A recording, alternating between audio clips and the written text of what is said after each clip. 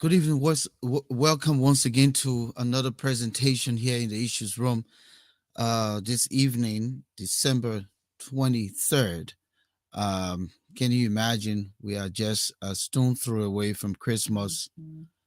Wow, time flies. Time flies. December 23rd, Friday, 2022. It's good to be back with you. I'm telling you, we'll be saying a Merry Christmas and a Happy New Year. In fact, uh, I had the privilege to, just look out there and the traffic and everybody everywhere, trying to get the last minute rush in. And here on the East Coast, we have a serious weather, impending weather that will freeze up. And so a lot of things are happening. And so tomorrow, probably a lot of tension in commute. But again, welcome. This is our 115th edition in the Issues Room here, the alternative social media platform on Facebook, YouTube, Twitter, LinkedIn. Uh, We'd like to welcome you. We're here Tuesdays and Fridays, 7 p.m. Eastern Standard Time. Moses Sandy out there in Delaware. My brother, Philadelphia, uh, particularly the suburban part of Philadelphia. It's expected to be very icy tomorrow morning, and a lot of everything going to be happening in terms of traffic and the slides and the falls and the slips. So people just got to ice up and rather not ice up, but salt the Yeah. areas to be on the safe side. You will imagine I bought a bag of salt since I moved in this house 12 years ago. Yeah. And now you have to I'm open still it up for no, tomorrow. no. I'm still been using my little sword. Somebody said to me that sword expire. It might not help. My man saw this song, but I went for the Yeah. expiration here. So so 12 years, one little bag of salt, my man. I've been munching on it, putting And some it, yeah, yeah, spill it around. I see my sword hanging on. But Moses, it's Yeah. good to see you again. Merry Christmas. Happy prosperous New Year to all of our viewers and listeners wherever you are tonight. We welcome you. We say Merry Christmas. Can't believe we're here again that quick. My birthday is next Sunday, the 1st of January, Oh, and I'm looking wow. forward to that. I'm grateful uh, that I have seen this far, but I'm Yeah. confident, by the grace of God, I will cross over the hump and I'll be celebrating my birthday on January 1st. So again, it's good to be back, brother. Well, I would like to start on the note by wishing you pre happy birthday. Volcano, every second means a lot. To be alive is not a right, it's a privilege. So when you are blessed to be among the living, you gotta be grateful every day. And I look at it from a different perspective. I don't even I'm see it telling as you. a privilege. I see it as a God's grace and mercy. Absolutely. Yeah, it's His mercy, man. Yeah. Ain't no It's a privilege mercy. in this thing. It's a mercy. Yeah, It's a yeah. mercy. I mean, Volcano, like this, the colleague that we're talking about last evening, someone said he spoke to him a few hours, and after that, that was it. So it means a lot. Uh, I mean, so, listen, we can talk about it just on a minute, but yeah. George Howe is a friend, but he's closer to a family man of mine. And accordingly, yesterday, he was supposed to travel to Kenya. He had gone the night prior to seek medical attention in a clinic in the Painesville area around the AB Talbot Road, I believe. And, he went through the night. And yesterday, he was heading out for Nairobi for the checkup because he was not feeling well. And apparently, his passport was expired, and he didn't even realize it until the morning of yesterday. And Yeah. so they had gone to the foreign ministry to renew his passport. And in the process, he has spoken with the family man I'm talking about around 7 something in the morning and Yeah. said, "Man, my man, I'm traveling out to Kenya, man. I don't feel well. I'm going to go check out, and all of that." And so, unfortunately, by 10 o'clock, he was no more. So what we're seeing here is that he didn't make the flight, he He didn't get didn't. to the airport. Mhm. But let's just say if our healthcare system was well taken care of, if we had put more into revamping the JFK and revamping some of our hospitals and putting the best healthcare, then our government officials, because he was one of the commissioners at the Government Reform Commission, Mhm. wouldn't be running out to these other African countries like Kenya and the Ghana and here and there to seek medical attention because you don't know if you will even get to the airport or whether the flight will reach you to that destination. But it's a new Absolutely. phenomenon. Everyone is running out of the country for healthcare matters. And to leave the healthcare system in dilapidated The other state, condition. you know, Yeah. look at Samuel Tour, flies on a charter flight to go to Turkey. Oh, because he Mhm. has the country's money, he can do that. Yeah. He has the This is assets. this is what happening, in our healthcare sector. And unfortunate for George Howe, not to use this as an analogy Yeah. regarding his death, but it's just we're not taking care Unfortunate. of ourselves. Yeah. Very unfortunate. So To his ashes, it's condolence to his family.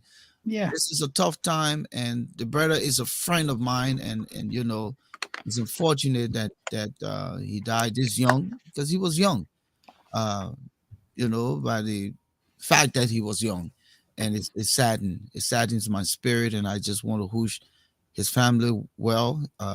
There's nothing we can do. It's this loss, the loss is sustained. All Yeah. we can do is to ask God for, mercy It's upon his mindset. soul Yeah. But so and help the family to sustain and be strong through these hours. absolutely. But let's And go to so the next thing quick.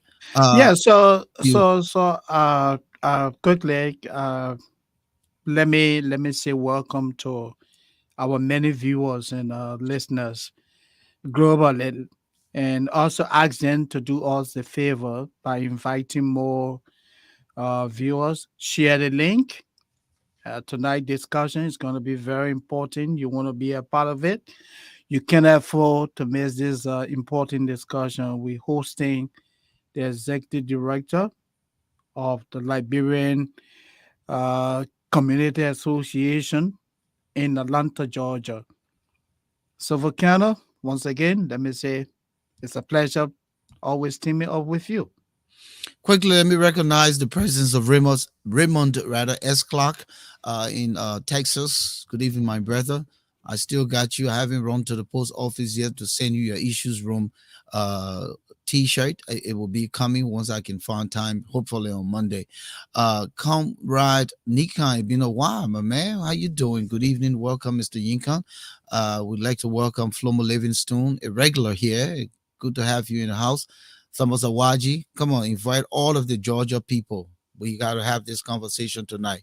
Kowu Gloria Voka Moba, we say welcome. Fergie on you. Thank you. Merry Christmas to all of you folks and happy, prosperous New Year.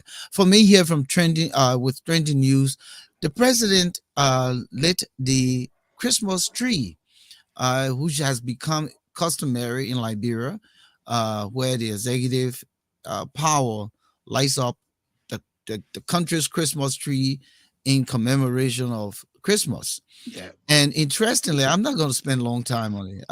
What I saw was Mr. Weir holding hands with Jua Howard Taylor, and they're walking hand in hand. And I'm asking myself, how how are these people holding hands like husband and wife? Where is Claire Weir? And what's going on here? And Yeah. they're walking, and but then just the sight of that, it was overshadowed by Mr. Weir's the Chief of protocol, protocol. Hmm. Finda Bondo. She walking ahead of the presidential party, but taking center stage and kind Yeah. of blocking the view of the president. President. And this woman is in her little Santa Claus outfit, and she right in the face of the camera people, the press corps. She not even flinching. Where in the world you see this happen? The protocol person should be on the side of the president. The Always. president people should be on his side, not That's running why I say. ahead of him and standing all in front of the press, showing off and carrying on. Where the etiquette of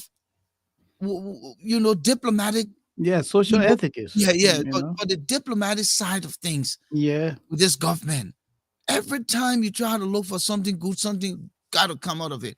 And I'm seeing Fina Bundle just all over the place. The man taking picture with his wife and his son, she jumped inside. The man taking picture with his wife, she jumped inside. Everywhere this woman want to be. What's going on? So the rumors the people carrying around could not be true. So I'm wondering. But I then I love. think about how Jua and we are holding hands. Where's the president's wife? Why she's not holding her husband's hand to go and light the candle? Yeah, Or I and mean the Christmas tree. yeah, and Volcano, if I can just piggyback on that, the optics just doesn't look good. And there's nowhere in the world in a professional environment, even like you and I, at our respective places of work, we will not go to that level with our co-workers.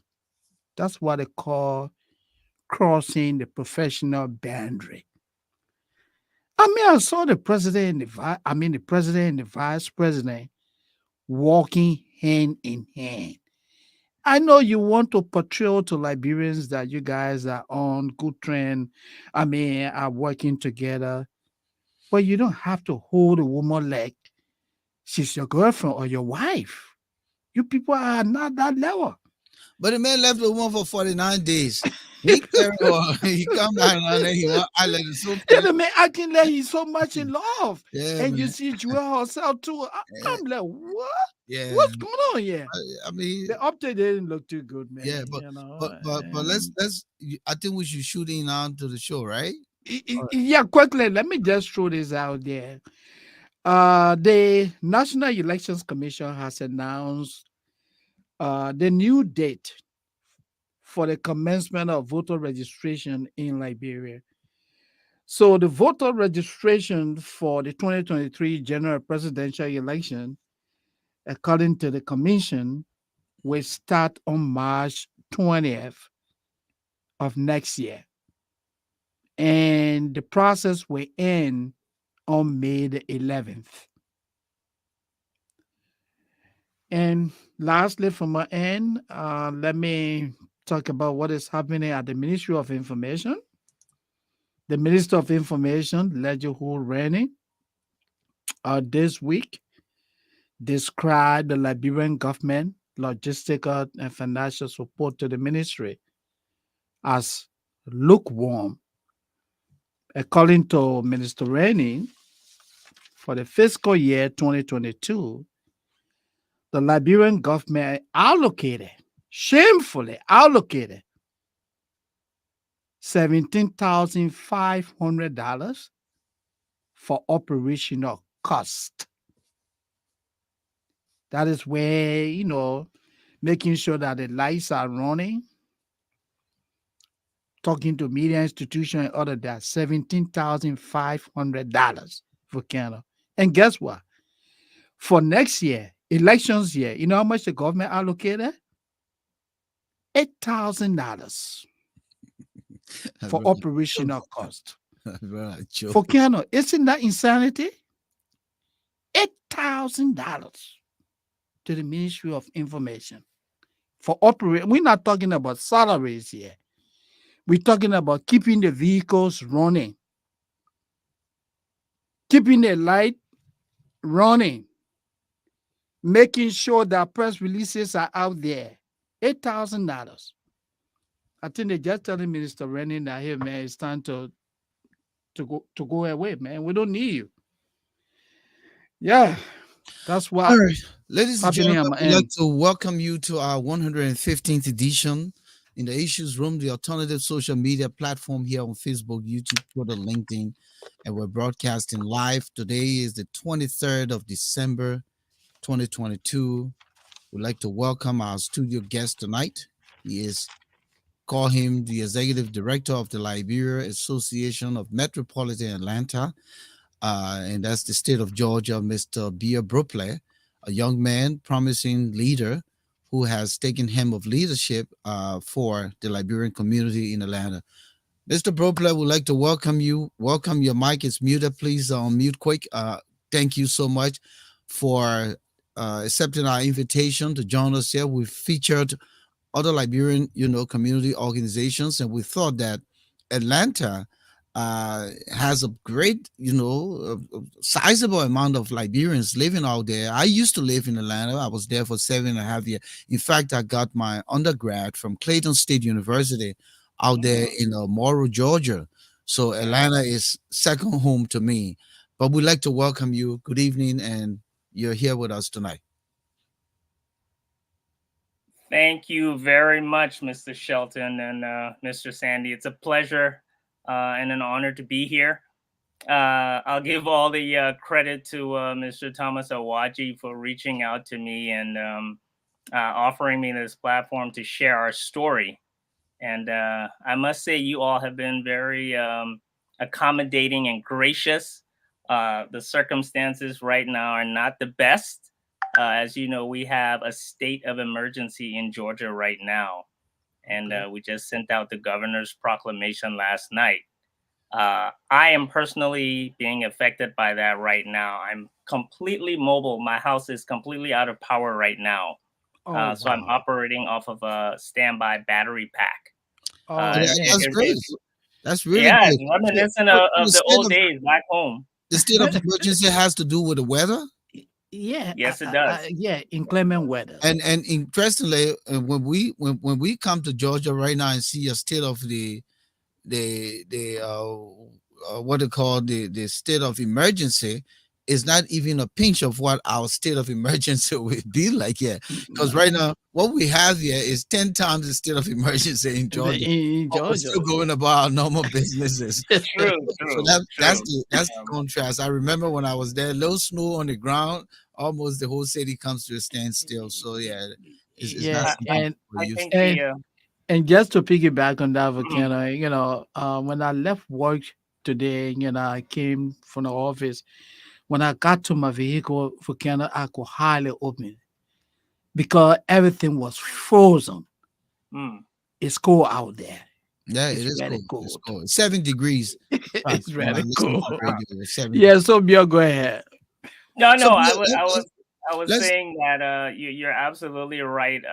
Your conditions are harsher, but I think the key thing there is preparation. We're not Yeah, prepared for what yeah. we have. But Okay. so it's an yeah, honor being. Thank so I want us to start this conversation just getting to know you first, and then we'll come to the organization itself.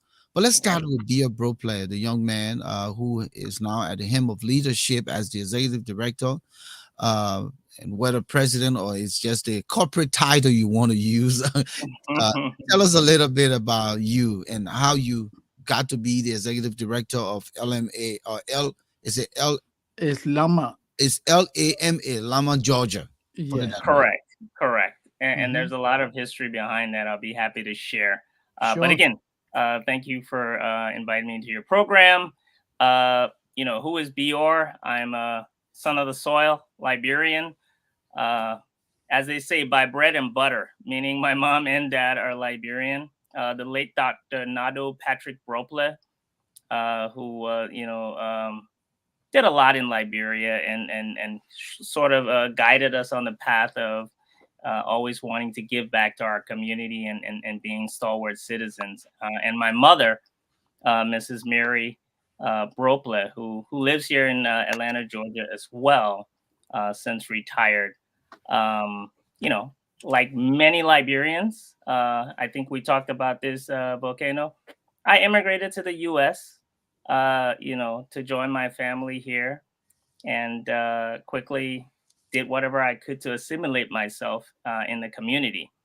And as an immigrant moving to the U.S., there's always an adjustment period. I'm no stranger to travel, traveled a lot. I've lived in a number of different countries, but there's always that adjustment period.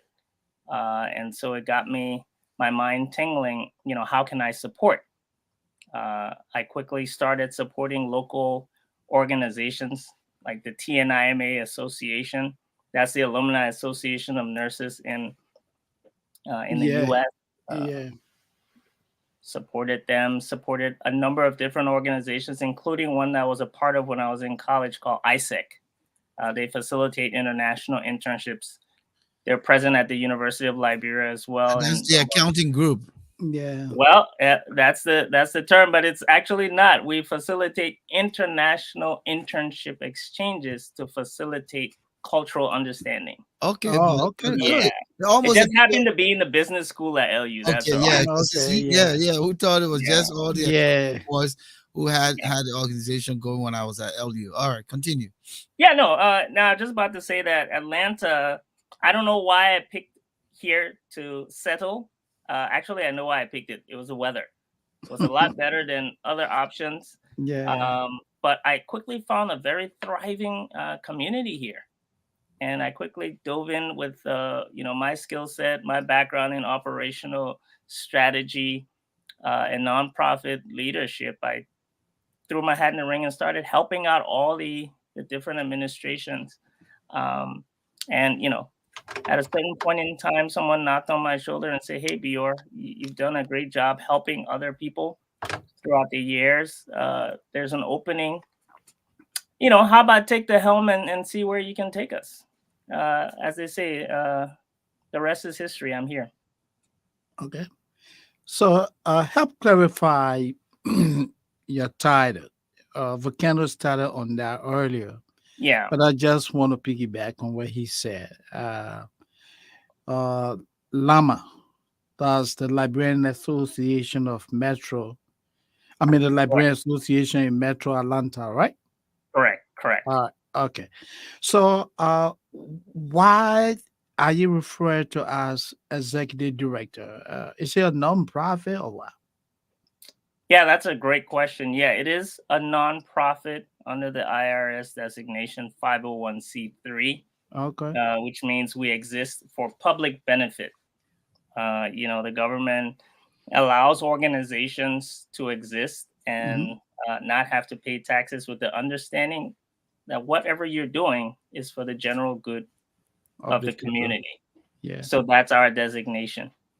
Um, Okay. and the title used to be president, but a couple of years ago, uh, my predecessor set up a constitutional review committee, and some elders thought that it was best to depoliticize the situation here in the organization by changing the titles to make it a little bit more subtle, a little bit more geared towards nonprofit governance as opposed to like political leadership, if you will.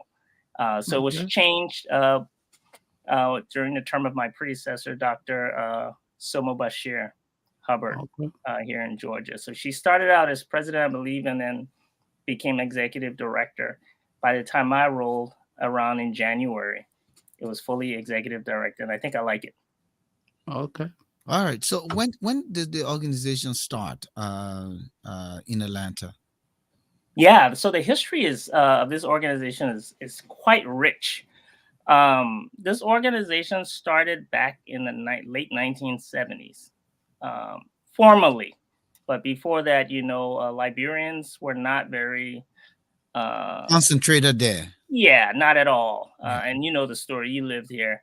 They mostly were students, right? So they come to Georgia to go to one of the universities here, and they Especially quickly, Morehouse College. A lot of yeah, yeah, Liberians went very to. historic, historically black university.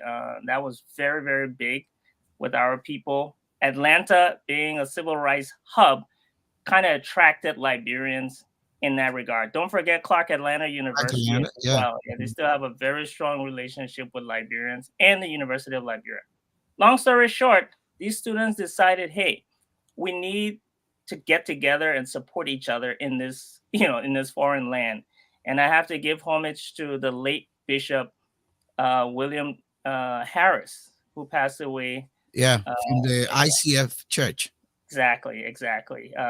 For those who know him, he was more than the bishop of the ICF church. He was more like the father of all Liberians and the father of Lama, because he was one of those founding folks who founded Llama. He was a student as well. He came to the U.S. as a student. So that story, that was a narrative. A lot of students coming together to band together to form an organization. Well, that was in the 70s. Things have changed. Now Atlanta is a bustling hub of Liberians. We have anywhere from 25 to 40,000 Liberians. The estimate is out there. So it's quite a significant number of Liberians concentrated here right now. Okay, look, you guys being around, we can say hypothetically 50 Uh-huh. years. Uh-huh. And so prior to this show, as we normally do, we check up institutions and individuals because we want to come across as being informed. Uh-huh. And I was looking Llama up. I visited your website. I didn't see much information. Uh-huh. Help us understand how viable is Llama because you have limited information out there about you. What are you doing? And I know when Leo Wilson, the former president, was there in 2014. Leo His Mulba. yeah, Leo Moba, Uh-huh. yeah, his administration initiated a fundraiser Uh-huh. for a number of community programs and talk about establishing the Liberian Cultural Center, Correct. uh, introducing a literacy program, Uh-huh. setting up a food bank for underprivileged Liberians. Well, all of these initiatives, where are we on these things now? Help us understand. Yeah, give us some background information.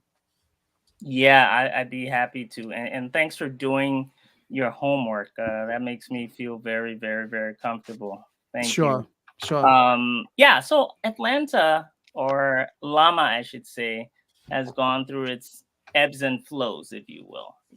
As is customary with volunteer run organizations, right? The challenge that we always have with these types of organizations is consistency, because you operate a 2-year term. Hmm. You have to get in as much as you can get in, but there's no guarantee that what you start will be carried on by whoever's coming after you. Okay. So that's a challenge, in organizational management. That's a huge challenge that's often mitigated by having a board of directors that has maybe a little bit more tenure. So therefore, you have a little bit more continuity. Okay. But yeah, Leo Moba took on some really, really big challenges, and hats off to him for initiating the Liberian Community Center. They had a Hmm. hall Hmm. which we leased, and a lot of initiatives that he put into place during his term. Um, I don't know the exact details, but you know, again, ebbs and flows. Prior administrations may not have seen those as priorities, strategic priorities, may have deprioritized that. But when I rolled around, uh, I came at the tail end of COVID. So Okay. my predecessor, Dr. Hubbard, she was smack in the middle of COVID, and you know how that derailed Yeah. a lot of organizations, right? So you're looking at 2 years lost with a huge gap. So when I came in, uh, sorry, can you hear me? Yes, Yes, we're go ahead. listening to you. Sorry, my power just came back on, so it Oh, Okay. fluctuated a little yeah. bit. No, Sorry about please. that. Yeah. Yeah. Okay, great, great. So It's by the time, the only thing now that is it. I think it kind of impedes your clarity in terms of vision. oh, okay, hold on a So if second. you I can think I make can some tweak quick that. I think I adjustments, can yeah, tweak that. Okay. there Is you it go. better? Yeah, you're good. Yeah. Okay, great, great, great. I've learned your systems well. Okay. Yeah, so by the time I rolled around after COVID, I started in January. A lot of our systems were not very viable any longer. So our task was simple. How can we rejuvenate things? How can we infuse some energy back into the community and get things moving again? And that's what excited me. So What we did was we came up with a strategic plan. It's something that I've always done with all the administrations. I would, take them out and help them do their strategic planning to figure out what is most important, where should we spend our time. And so we did that. We had 5 key pillars. Advocacy. Now, these are not things that you necessarily see, but legal and immigration advocacy is very important to an immigrant community, right? Mhm. So, talking to legal advocates to see how best you can help people who, for instance, are on the DED program, right? We need to be there to stand in the gap for them, to connect them to resources that can help them get their problems solved. Again, these are not going to be public things that you may see around. These are things that we have to facilitate with the individuals involved. Capacity building. Who are we if we don't have the ability to get jobs, good, high paying jobs, start businesses, or be great investors? That's something, again, that may not be highly visible, but is impactful to those who know. So we've established relationships and MOUs with chambers of commerce, like the Gwinnett Chambers of Commerce, one of the largest and most diverse chambers in the US, uh, has gotten Llama to be a partner, thereby opening the avenue for Liberian entrepreneurs and businesses to be able to get the resources to thrive. The World Trade Center, my predecessor, Dr. Hubbard, signed an MOU with them. And when I came in January, they asked to renew. Again, a shared relationship where our community members get to benefit from the learnings of the World Trade Center Atlanta and vice versa. And they have supported us by coming to our events. Community outreach. We live in a very social, we're a social people, right, Mr. Sandy? Yeah. So when people pass away in the community, somebody has to be there to show some concern, right? And we stand in that gap. We came up with our benevolence policy to be able to reach out to people, not only in terms of sadness, but also in good times as well. And we have a platform, a WhatsApp platform, and a community newsletter that we've developed that gets the information out. And I'll talk a little bit more about that later. In fact, I need to put you all on that newsletter so you know exactly what we're doing, Sure. since you all are citizens uh, Yeah. of Georgia in a way. We Yeah. have a huge health and wellness strategy as well. So this year, we're able to do our first major health fair where we had over 10 vendor partners coming through. Our director of health and wellness, Ms. Bernice Munga, she's a registered nurse, and she came on board and took on that strategy head on.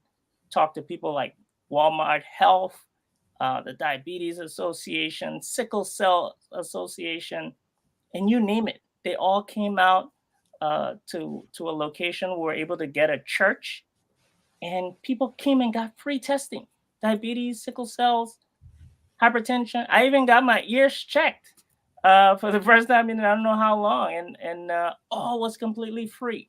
No payment, no ID cards, no information asked, just providing that service. And last but not least, our culture. Every program that we've taken on, we've infused our cultural component because we want to ensure that we never forget our culture and we're able to pass it on to the younger people coming forth. So I say all of this to say we have to now start to build the groundwork to where we can get back to where we were before. How And long we is believe your those five, tenure? five strategies help us to get there. How long is your tenure? It is 2 years, 24 months, Okay, and I've and done 1 year so far. so come January will make you 1 year, and then you have another year to Correct. go. And all, are you eligible for another 2 years, one more term after this first term?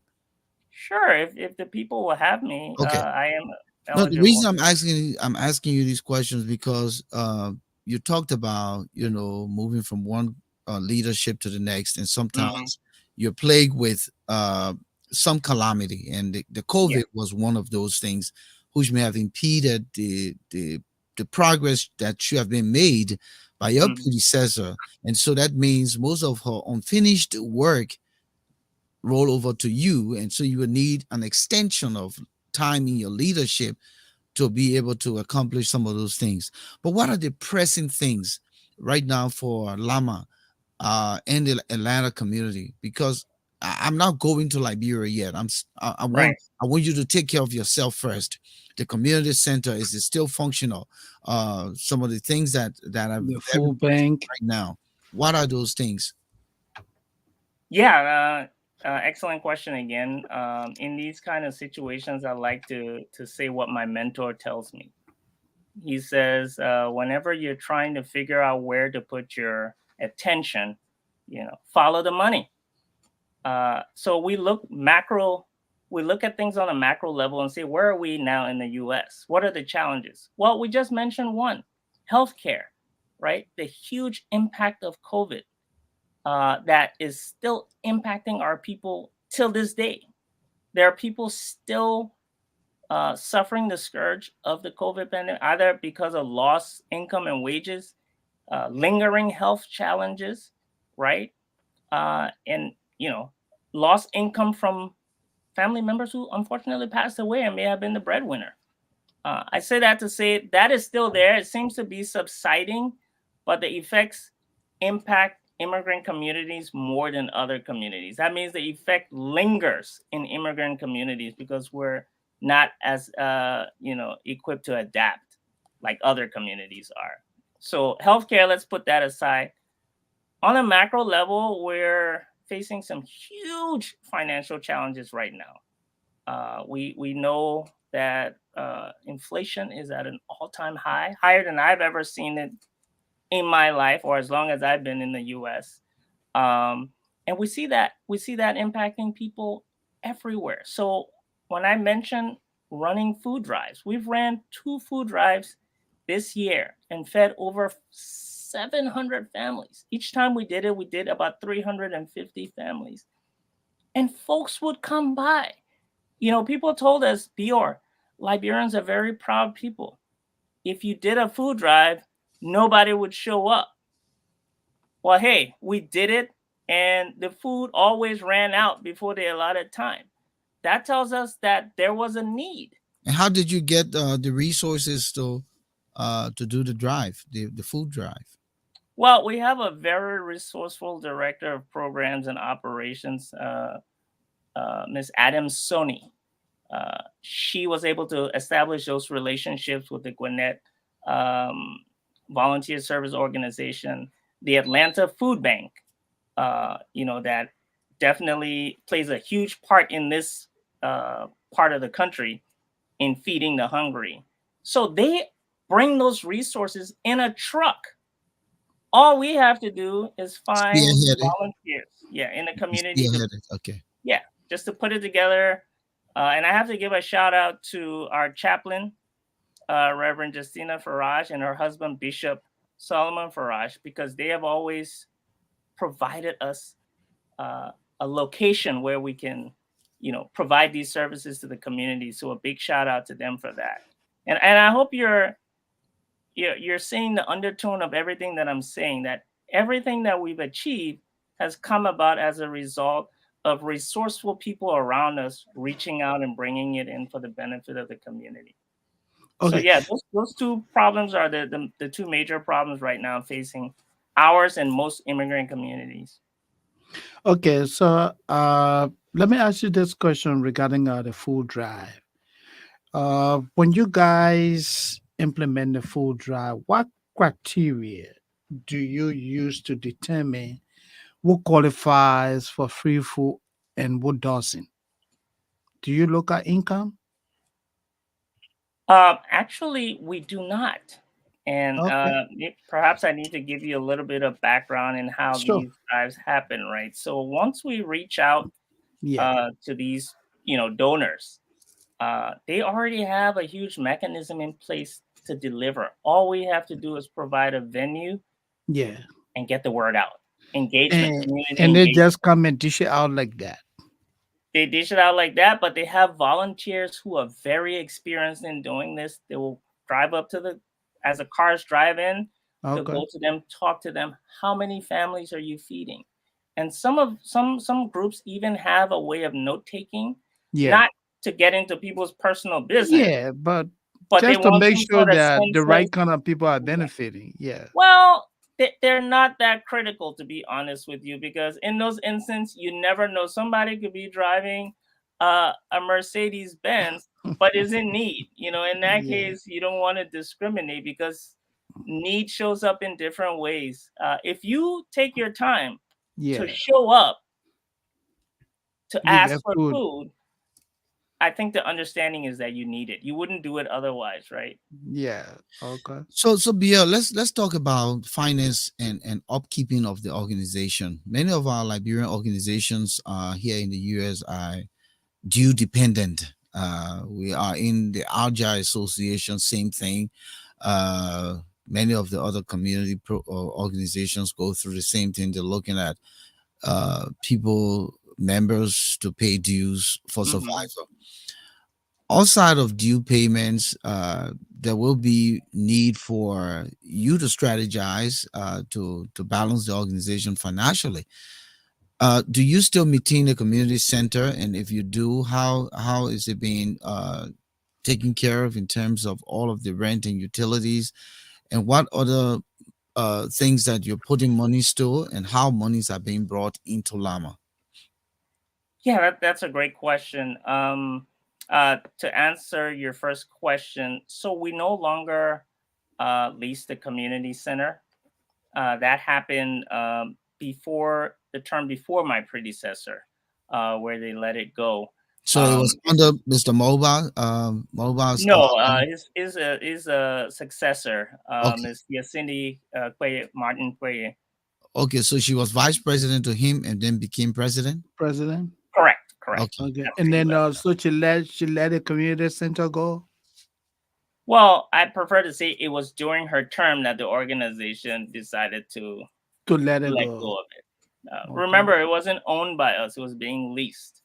And my Okay. understanding was that it was very expensive, and maybe they didn't generate the right revenue stream to To keep keep it it going. So, going. sometimes you have to make strategic decisions. Yeah. To let it go. Mhm. We're in an interesting time, though. Oh Uh, yeah, it's Back to your understandable. original question, because COVID opened our eyes to a whole new way of operating. Where uh, the virtual world, as you and I are now on this virtual platform, is Yeah. exploding. So, we're leveraging this to overcome some of the challenges of not having a community center where And you we're able know, to and, do some and things virtually. and you just said something, and I've been pondering it. The proliferation of talk shows and podcasts and all of these things Hmm. happening, all kinds of people, no background understanding communications. But it's again, it's free to everyone. When I say Yeah, free, yeah, meaning you can do it. yeah. Mhm. But Yeah, at sooner the or end of later, the day, the sooner or cream later, still rises to the top. sooner or later, the point I want to make, the cost associated with these kinds of things Hmm. will go so high, it will skyrocket that a lot of people will fall by the wayside. Unfortunately, Moses and I are coming out of pocket to sustain Mm. this. So Yeah. sooner or later, we'll have to start strategizing on how How we to can keep it finance going. Yeah. it if Yeah. we want to remain the issues room and be able to compete in, Well, hey, in, listen, we can talk about that offline. I might have some ideas that can help okay. you. All right. Thank you so Okay. much. Yeah. You did But mention that off the records, yeah. yeah, I So did. Yeah, I we'll did. talk about it. But But, but, overall, but so how you guys make getting money now to sustain the yeah, yeah. organization? Go. So the way we set up our finances, and I apologize if I flicker a little bit. Yeah, Like I said, my power keeps you going in still and out. So going, you Yeah, still it's going. understandable. Go ahead. The good thing is your audio remain constant, so that's good. Keep got talking. it. Okay, perfect.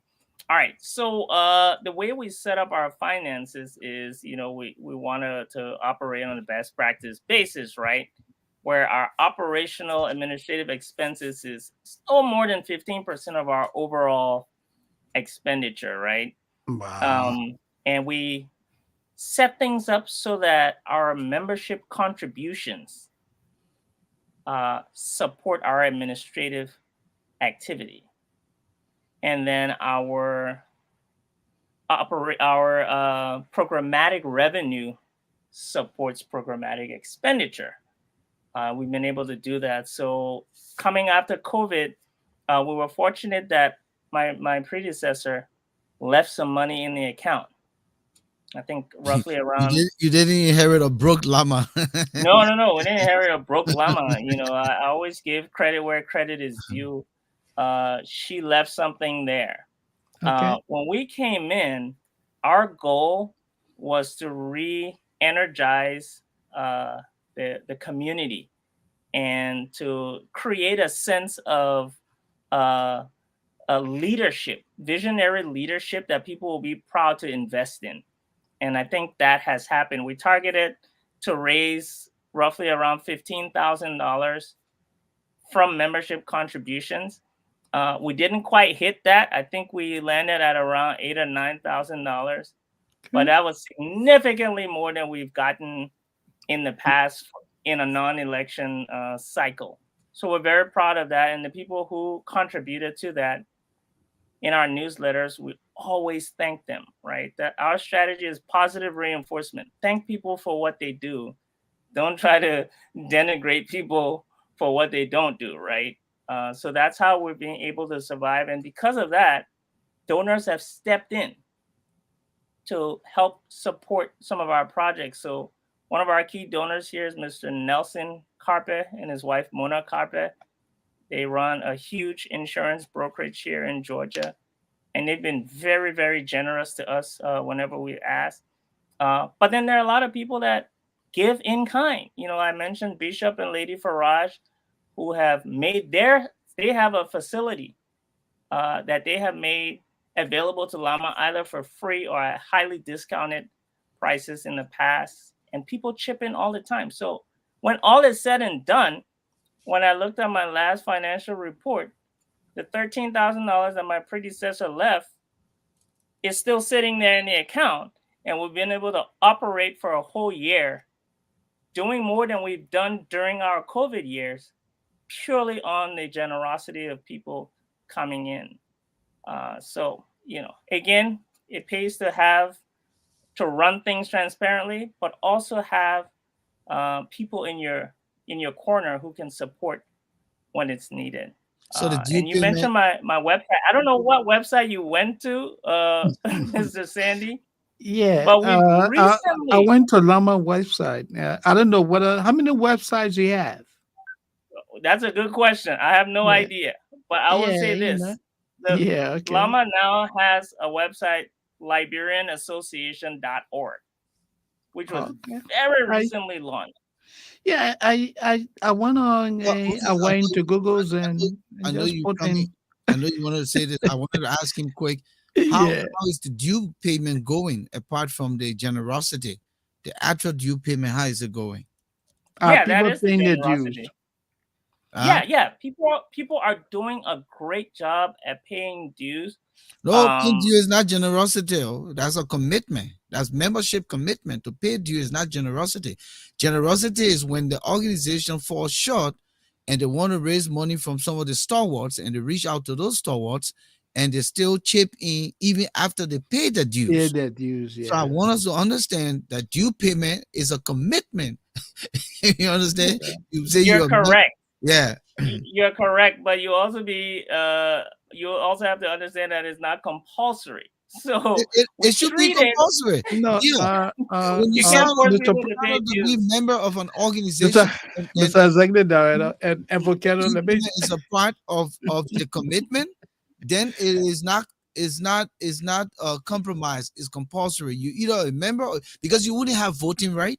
You wouldn't be able to say anything if you're If you not don't pay your dues. dues. That's true. That's Yeah. true. Yeah. Yeah. So Yeah. But it's an anyway, long story short, yeah. the website, I don't know which website you went to, but if You you said go to Liberian Association, LiberianAssociation.org, right? right. It's a Yeah. very Okay. new website, and it's an interesting website because it's based on an online database. So we Okay. have a relationship Moses, with Yeah. Microsoft. let me just make the point. Then you come in quick. Yeah. Make the point. Yeah. So let me make the point to all you Liberians out there who are members of organization. Do not think that when you sign up to be member in an organization, you want to enjoy and backs in the magazine, your name out there, and then when it's time for due, then you pay. half of the due, then you say, "Boy, you remember?" So I just because I'm in many organizations, and I'm deciding now I can be the only one paying my Paid dues more dues, than eh? other people coming halfway, but they want to enjoy everything. It doesn't work like that. Hey, But that's an interesting point, but we're also a 501c3, right? Meaning that we do things for public benefit anyway. uh-huh. Yeah. So, in that circumstance, even if somebody doesn't pay dues, they can still benefit from the organization, All right? right. So Okay. Yeah, it's a but But let me just shared quickly remind situation. the viewers here that we are here in the Issues Room 115th edition. Tonight Hmm. we're featuring the executive director of the Liberian Association in Metropolitan Atlanta, the state of Georgia, Mr. Beer Bropley. He's been with us, keeping company here tonight, discussing Lama and his activities in the Georgia area. We'd like to welcome Rivers S Pro. Thank you for joining us. Conrad Yinka. We also like to say thank you to Thomas Awaji for sharing the link and inviting others to join the conversation here tonight. S. Edward Nifor, Brazilian monk. It's good to see you back here. DC Wilson. In fact, we got to talk about your visit to Liberia. Probably will be bringing you in here. You just came back because some of the time when you guys come, you all can be putting your small thing on Facebook. They live recording them. Will bring you. Then you're scared to talk. But I assure you, you will reach out to you. You got to come here as one of our guests to talk about what you experience in Liberia. Bobby Boniface Brople, we say thank you for joining us tonight. Maria Gardel, good evening and welcome to the Issues Room. It's good to have you. Forge Monu, Cole Moba, um, Raymond Clark, all you wonderful people. We'll be opening the lines at 8 o'clock. So we're now at 7:52. We say continue to share the link, invite others to join. And don't let the numbers fool you. Sometimes when you look at the posting that says 13 views, is completely not the case. Mm. So don't let that fool you. Continue to share the link and let people show up here. Great conversation, intelligent young man, and we can learn a lot from what he's doing, leading Lama. Come in, Moses. yeah. So, Mr. Brople, besides you in your leadership, who are some of those other key people that you have managing the affair of Lama? Yeah, that's a really great question, and that's one of the things that we're very, very proud of, actually, Hmm. because again, this is a 100% volunteer organization. So we're Okay. very grateful for anybody who takes time out of their day to give back to the community. I'd be remiss if I didn't first start with our board of directors, Okay. led by Dr. Hawa Kone. She's provided stalwart leadership, strategic, supportive in any possible way, and has given us the runway to lead. And so we want to thank her, the co-chairman of the board, Mr. Charles Russell, secretary of the board, Mr. Mohammed Kane, and then we have the ranking board member, Miss Amelia Tokpa Ade. Okay. So they lead us, they provide that continuity and strategic direction that guides us. But then on the executive level, uh, I'm here. Our outreach, we're broken up into committees where each person has a strategic initiative that they support. So Reverend Justina Farage leads our outreach community, and she's also the organizational chaplain. Mr. Stephen Pay is our parliamentarian.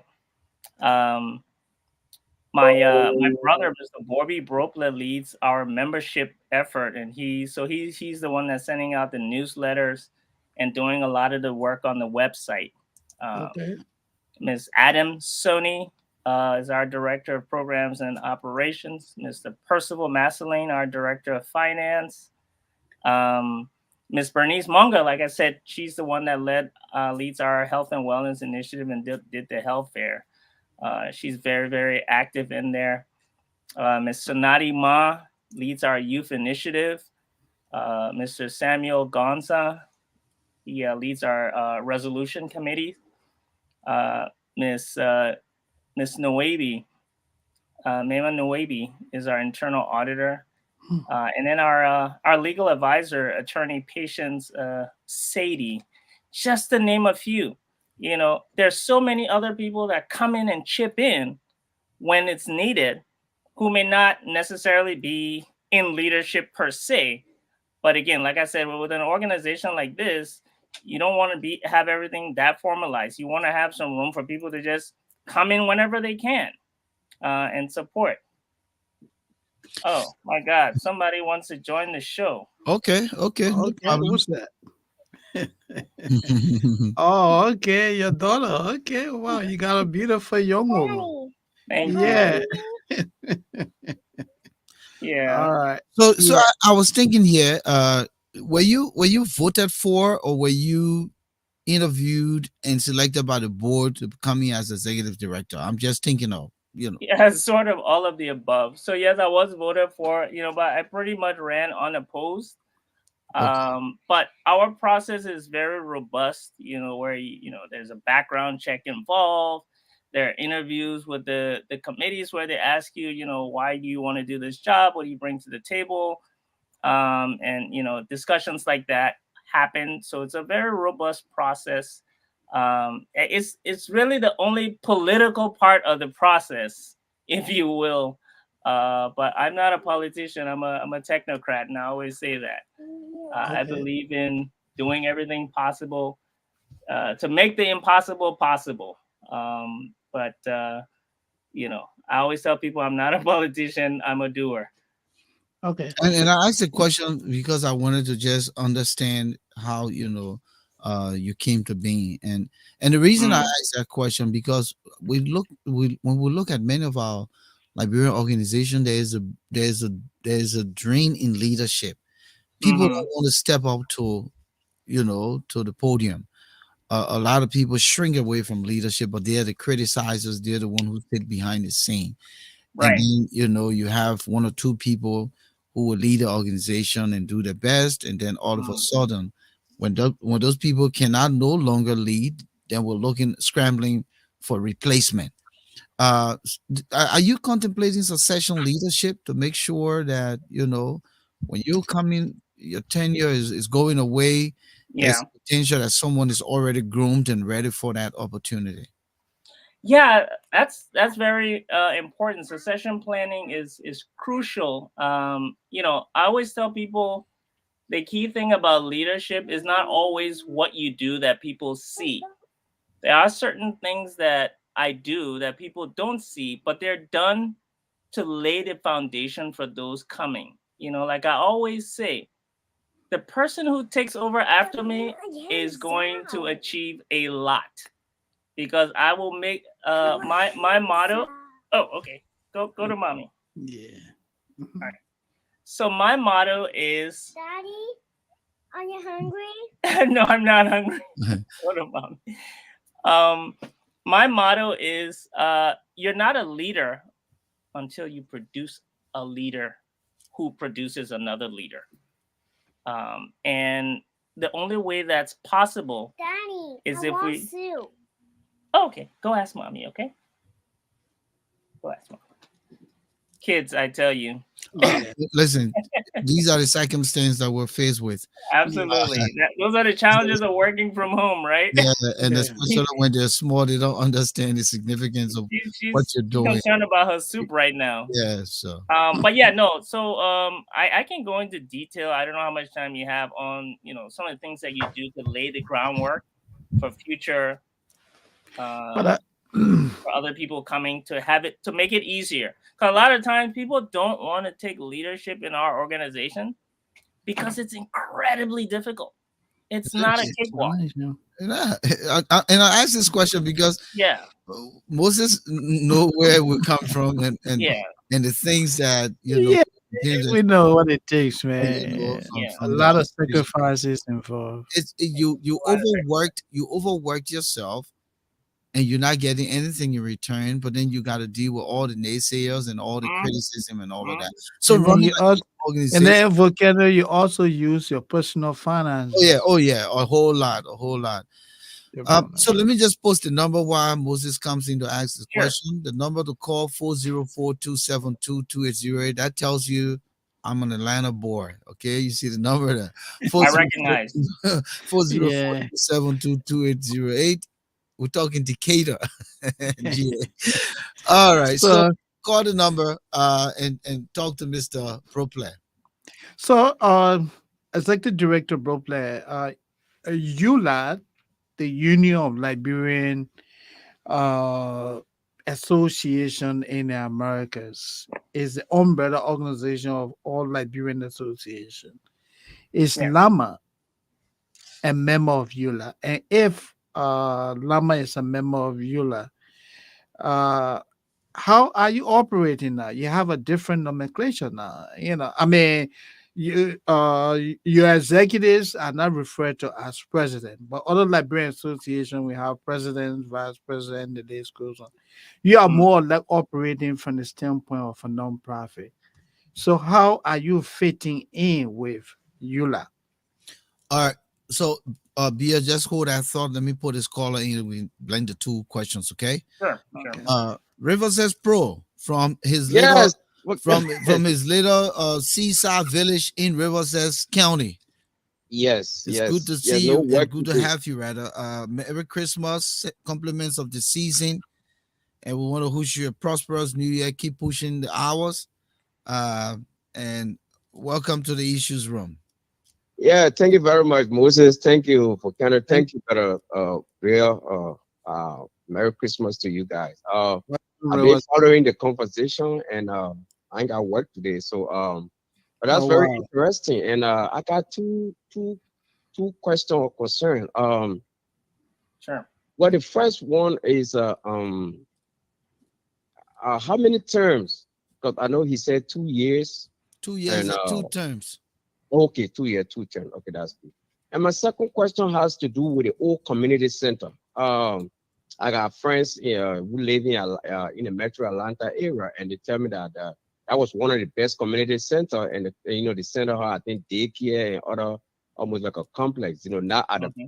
greater level or skill, but it was Mm-hmm. it was better. It was good.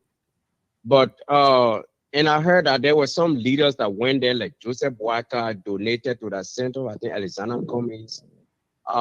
In spite of the COVID, do you think that more could have been done to keep that center? I don't know how specifically you blame COVID is responsible for the for what happened, with the center. Because in my state, we got like three Nigerian halls here. There were COVID, there was a lot of things that happened.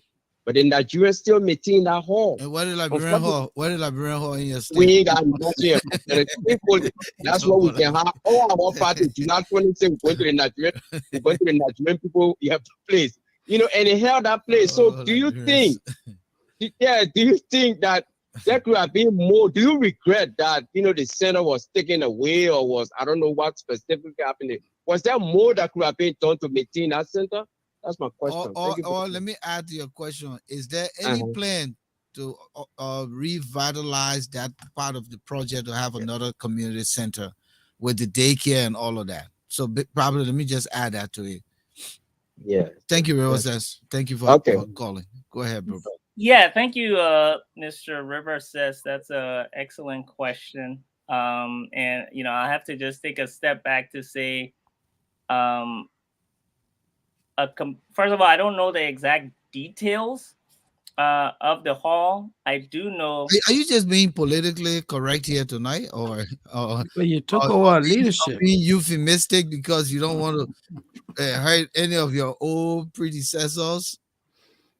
Well, I'm a forward-thinking person. Okay. Yeah, but That goes it's All I that can way. say we is, want to know the organization. no, Yeah, I understand. yeah. So here's what you need to know. Leaders at the time made a strategic decision to divest. I mean, sometimes you have to cut your losses and redirect your focus. That Right, happens all the time in business, right? right. People sell off companies all the time, or reduce staff, Or or merge. reduce resources, because you have to pivot. So that's perfectly fine. I think the most important thing though is not the hall, because the hall is a tool. The question we should be asking is, what impact in the community was happening through the hall, and is it still happening, or did that stop? Right, because the hall was just a conduit. So long story short, since Lama divested from the hall, I think it's been like 5 years. So it's not like it was yesterday it happened, right? A lot has happened since then. Where I am now, um, 5 years later, is what are those things that we should be doing to impact the community? And if Okay. we find out that the tool, which is a hall, specifically ownership of the hall by Lama is necessary, then that can be put on the strategic roadmap. Okay. Right now, I mentioned a couple of times already that the community has provided that tool. We have a number of people who have provided that tool to us, right? I can name the ICF Gwinnett Church under Pastor Hook. He gave us his facility once, not once, several times. Is it Reverend Clifford Hook? Reverend Clifford Hook. So this year Yes, alone, I we've may used his remember all the facility people. twice, right? One for a EULA event, and Okay. the second time for a food drive. Okay. Bishop and Lady Faraj, we've used their church, I think, 3 times. And then she's had us hosted at her hall. She also runs a community center hall Yeah. twice. So that's 5 or 6 different opportunities where we've leveraged a hall without having to own it.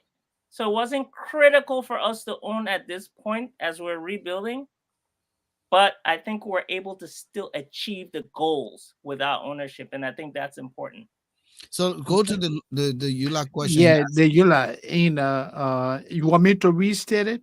I know you I guys have think I remember the question. Okay, You yeah, go basically ahead. want What yeah. are you part So of Yula? Yeah. Lama is an affiliate of EULA. And affiliation fee, I believe, is around $300 a year, where a chapter or an entity pays an affiliation fee to EULA. A little question you not answer. Yes, Cindy is Okay. calling. Hold on. Okay, Okay. good. Yeah. Yes, Cindy. Yes, dear. Welcome. How you Yeah. doing? I'm Compliments of well. the season. Same here. All right. Good. Welcome to the It's Issues a Room. We pleasure have to the have you, executive Cindy. director. So let me first of all say hello to Beer and happy belated birthday. I think we wish your birthday yesterday. Yeah, yesterday. Yeah, Yeah. Thank yeah. you, thank you. Just so I think Beer, that was excellent question and answer to the question I was asked because we keep going back. I Mm, love the thought, forward thinking, right? We learn from our past. They say those who do not remember history are doomed to repeat it. Our mm, goal is to learn from history, where we did right, where we did wrong, build upon where we did right, and then kind of do away with where we did wrong. I was a part of the team. I was the vice president or education chair at the time where we strategically decided that we would own our own hall, and eventually I became the vice president when that came to fruition. But it was a rental property. It was actually a trial. It was literally like a prototype that we needed to do to see how responsible we were as a community if we would be able to sponsor and uphold that community. There were a lot of stuff. In fact, Pierre was on my team.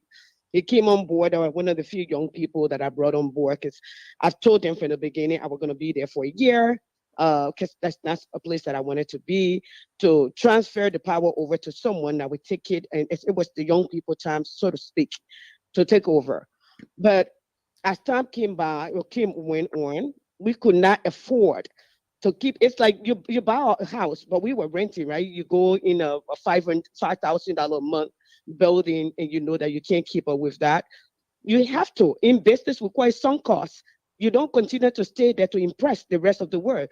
You make a strategic decision, and then you move on for the betterment of the community. I'm like we BSF. I've visited other events that they hosted, like the health seminar, and go out when I can to support the process. The community still exists. The aim for which the community was funded is still valid today, and even on the a better stand today than the what we were paying $7,000 a month.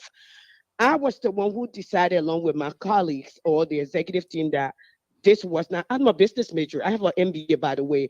I thought it was a sunk cost to write it up. We cannot continue to bed our community, and we weren't using the community the way we needed to have used it. And no Riverside Pro, there was no daycare. We did have a what do you call it, after school care there, where we would ask people to come in to tutor their children. We did some SAT prepping Yeah, there the literacy thing. come Yeah. out. So, I mean, we can talk about this, but I just wanted to say kudos to Pierre. I thought his answer were on point. It is the fact we made a decision that we thought would impact the community instead of just collecting money or begging for money just to pay rent. It was a rental property we did not buy. Yes, and it was in the honor of old man Buaka. We wanted to build a community center. And again, it was a pilot program to see if we could sustain it and then graduate to our own property. And we found out sooner than later that we could not It sustain was it not because the sustainable. amount was too much to try to do that and help our community. So The new River says just through a question here, he asking, did you guys generate any income from the center when you had it on the rent?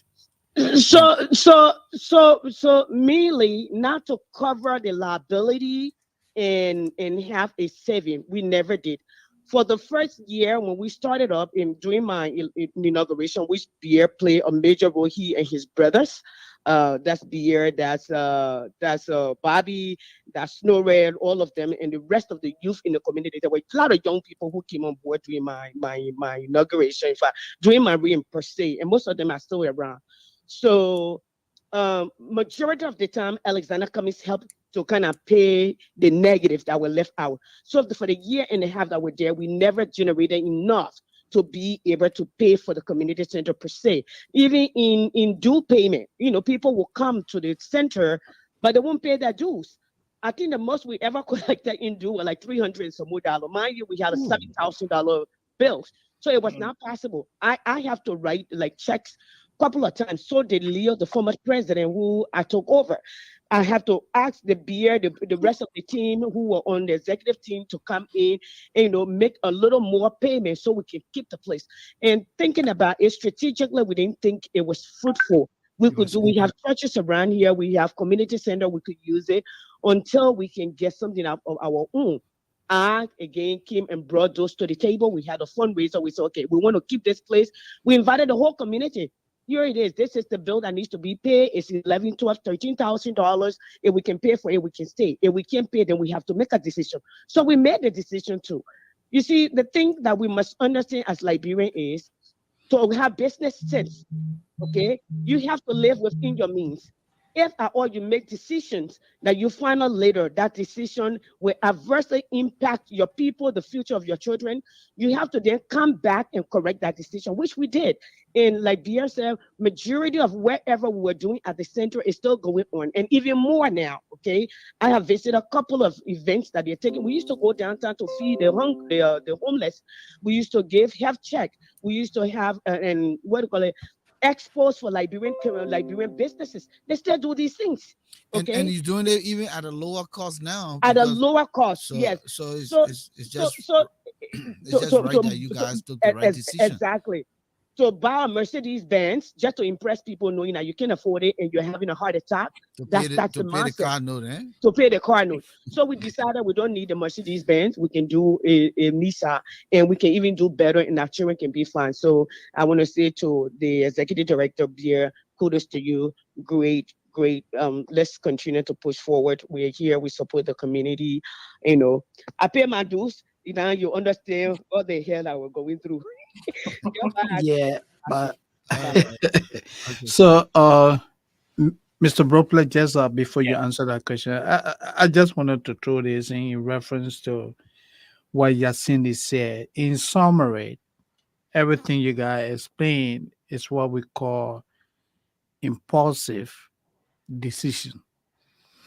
when you wake up, before rationalizing looking at implications, you say, hey, I'm going to get a Mercedes, and you work at McDonald's making $10 an hour.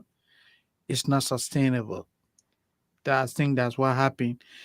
I heard say people literally begging to sustain the facility. So it's good that you guys made that decision. You know, in life, when you find challenges, you figure out what to do and move forward. Now let's come back to the Eula thing. He Are understands the you? question. So let Yeah, can you please go ahead on that? Yeah, so now you really have to recap that question because we've come a the long question way. is the relationship. What The is it? Okay, relationship with Eula and you now, you know, okay. your position is executive director. The rest of the guys are presidents, vice president. Right. How you guys managing that? Yeah, so like I said, Lama has been a long time member of ULA. I think this committee was even a founding member of ULA, if I'm not mistaken. So it's Okay, been a long time coming, and we are actually, fun fact, we're the only chapter in the Southeast. We're the only ULA chapter in the Southeast, and we've been very diligent.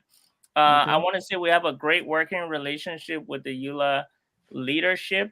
There are a number of people in our community who now serve in ULA, including my predecessor, Dr. Hubbard, who is now the Southern Regional Vice President of ULA, and Dr. Will Jala, who's a board member emeritus, a board chairman emeritus of Lama, who now serves as they call it, the Minister of Finance for ULA. okay, Right. So very influential people with ULA. Two of our board members serve on the board of ULA, Dr. Hawa Kone and Mr. Charles Russell. So just based on that, you can see the intricacies. You can see the intricacies there. And we stepped into office in January, like I said, and we were asked to host the ULA convention. We're just coming off of COVID, lots of challenges, but we stepped up, we took the challenge, and we hosted the ULA convention here in Georgia in September. So I hope that answers your question. Yeah, Lama is a member of ULA. We're an affiliate of ULA. We support initiatives across the country that are meant to better our, our Liberian uh, initiatives all across the country. And, as I said, being an affiliate means um, you come together with other states, other chapters, and you try to come up to one consensus that benefits everybody. Your individual goals may not always be achieved, hmm but as a consensus, you hope that we're all moving in the same direction. Let's push to the finish Volcano, line. quickly, Volcano. Let me just piggyback with you on this question. Hmm. Uh, do you have confidence in today's Eula? I'm asking this question because Eula out there seems to have integrity problem. In the wake of the recent pledges made to the leadership of Eula, uh, the former minister of state pledged $100,000 Hmm. to Eula. And there was another pledge that come 2023, the Liberian government will include Eula in its national budget. Every year, on an annual basis, Eula will get $300,000 from the Liberian government to run the affairs of the organization in the Americas. Mm. As a nonprofit, do you see any problem with that? Well, that's a loaded question, but let me dissect it this way, right? Mm-hmm. On one hand, I believe that contribution is more relevant than criticism, Okay.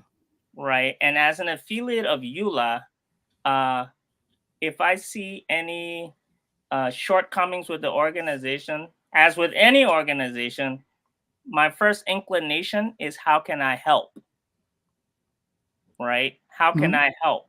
And I think anybody in EULA can attest that, I'm just one chapter, right? I'm one of many. I don't know how many we are, 20. Yeah.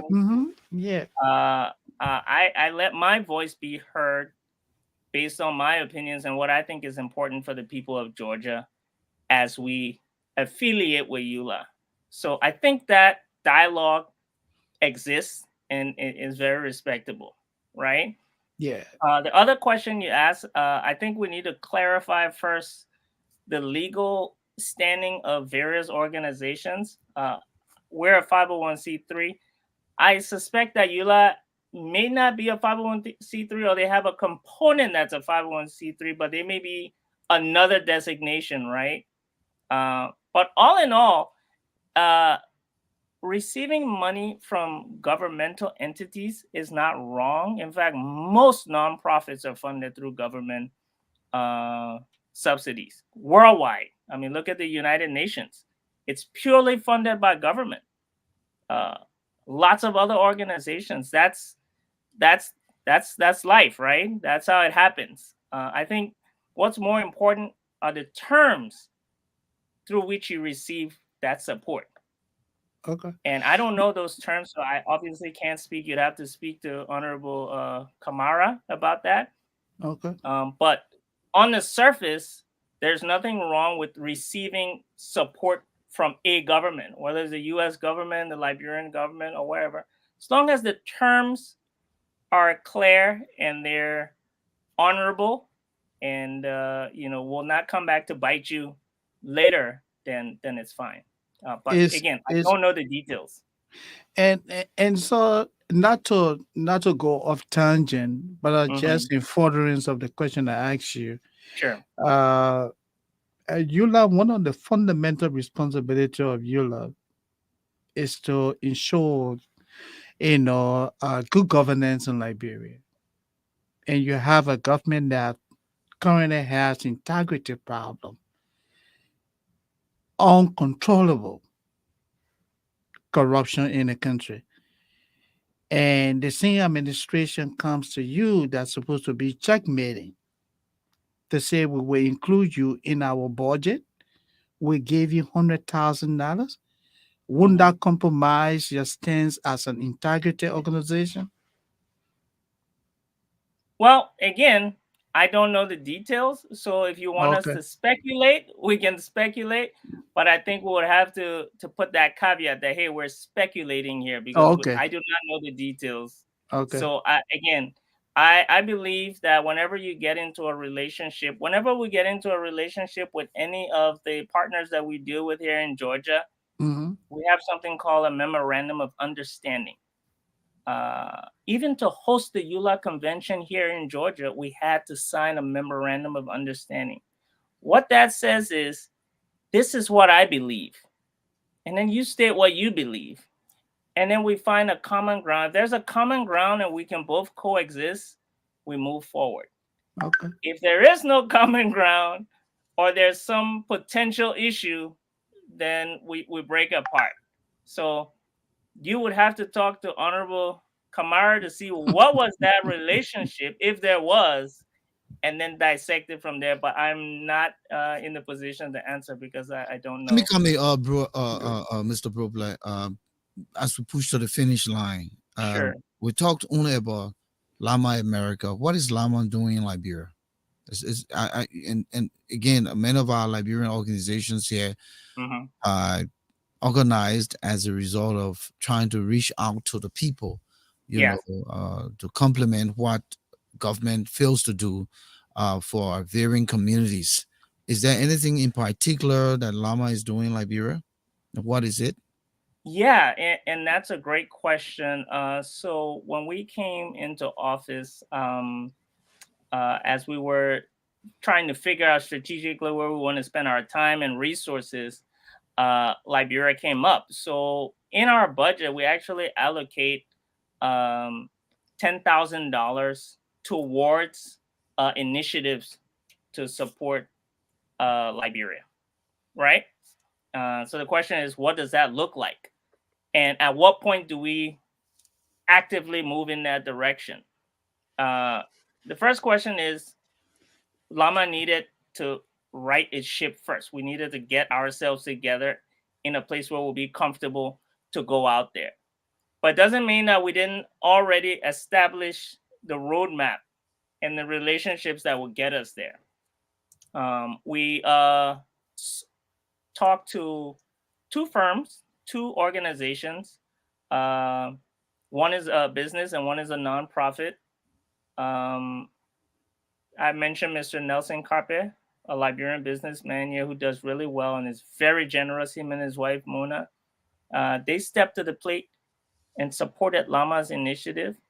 But beyond that, uh, we have discussions ongoing where we're really going to significantly impact the orphan community in Liberia. Those are young people who lost parents mostly due to health scourges like Ebola, COVID, you name it. There's nobody looking out for these people. So, working with the Carpus and working with an organization called All for One that has orphanages all over Africa, Uganda, Sierra Leone. I think they have one of the largest privately run orphanages in Sierra Leone. It's all funded from here in the US. That's an area that we want to go into because we believe that young people are the keys for tomorrow.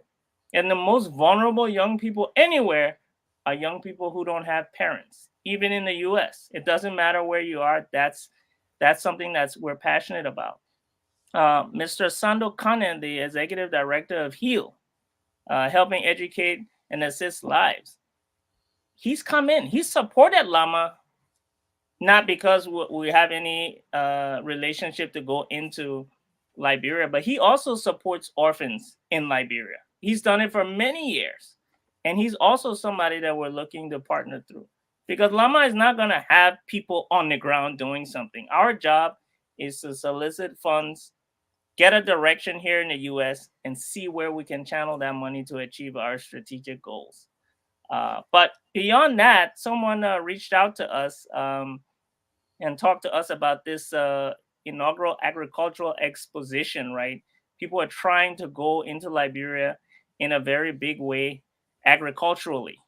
And so that relationship has just started. We're still talking to see, hey, how can we solicit support here to benefit Liberia? I think that that effort is being led, if I'm not mistaken, by Ambassador Kema Dix. I don't know if you are familiar with her, but she's very big in the nonprofit. She's a former board member of the Liberian Association and is very, very active in our community. So when it comes to opportunities in Liberia, our job is just which ones do we have shared values with? That's all. And I think after our first year, we're poised to see how we can truly start to impact Liberia directly. Yes, I think we've covered a lot of grounds. Moses, anything else before we wrap up? Yeah, I just wanted to ask Mr. Broplay, you go to election next year, right? Yes. Or your tenure comes to an end next year, right? Yes. No, no, the following year. No, Oh, next next year. no, next Next year. He December was or next elected a November. year ago. Right. Yeah. Okay, okay. All right. So as your tenure is about to come to an end, Mm-hmm. what will you be telling Liberians and members of Lama? What are your immediate plans for a viable Lama and a viable community in a Liberian community in Atlanta? What's your immediate? I mean, what are your immediate plans? That's a great question. Mm-hmm, It's very forward looking. mm-hmm, And I can break it down based on our commitment that we made, right? mm-hmm, And our commitment that we made was broken up into 5 key outcomes that we share with the community. We said members of the Liberian community in Georgia are healthy, well nourished, and have access to affordable healthcare resources. And this is anything from access to testing, immunization, affordable health insurance, adequate nutrition. So activities that we've run have gone towards this goal. We said Liberian immigrants have access to resources and tools to help them gain legal status here in the US and live a prosperous life in the US. And this takes the form of meeting up with legal advocacy, immigration advocacy organizations, which we're currently doing to see how we can support those who need help here in the US. Assimilation assistance and financial assistance and legal representation. We also said Liberian job seekers thrive because they have access to the right training to develop and showcase their competence, right? In America, we know that's important. But not only that, but our entrepreneurs, Liberian entrepreneurs thrive because they have access to the capital, the tools, and the resources to grow their businesses. We see that happening again in our relationship with various chambers of commerce in the World Trade Center Atlanta. Capacity building.